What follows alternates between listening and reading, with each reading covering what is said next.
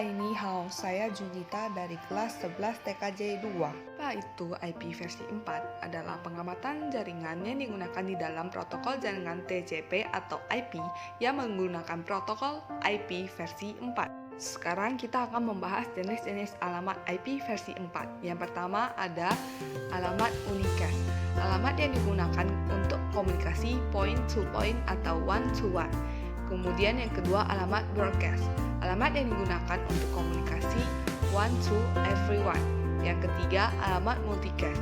Alamat yang digunakan untuk komunikasi one to many. Nah, sekarang kita akan membahas tentang kelas-kelas alamat. Kelas A 1 sampai 127, kelas B 128 sampai 191, kelas C 192 sampai 223, kelas D 224 sampai 239, kelas E 240 sampai 255. Nah, sekarang kita akan membahas lebih lanjut tentang kelas-kelas tersebut. Yang pertama, kelas A. Alamat kelas A diberikan untuk jaringan skala besar. Kelas B digunakan untuk jaringan skala menengah hingga besar. Kelas C digunakan untuk jaringan di skala kecil. Kelas D digunakan untuk alamat-alamat multicast. Kelas E digunakan untuk alamat yang bersifat eksperimental. Perbedaan IP versi 4 dan IP versi 6. Yang pertama, IP versi 4 memiliki panjang alamat 32 bit, sedangkan IP versi 6 memiliki panjang alamat 128 bit. IP versi 4 dapat dikonfigurasikan secara manual atau DHCP. IP versi 6 menggunakan address atau auto configuration.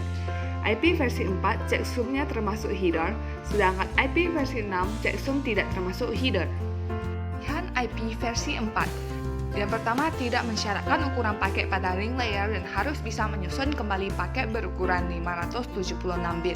Yang kedua, pengolahan rute yang tidak memerlukan seluruh 32 bit tersebut, melainkan cukup hanya bagian jaringan saja.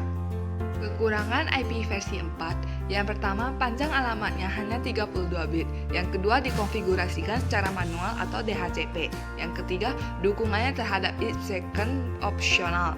Yang keempat, fragmentasi dilakukan oleh pengirim pada router dan menurunkan kinerja router. Nah, sekarang kita akan mempelajari cara konfigurasi IP versi 4 pada Windows. Pertama, pilihlah icon network.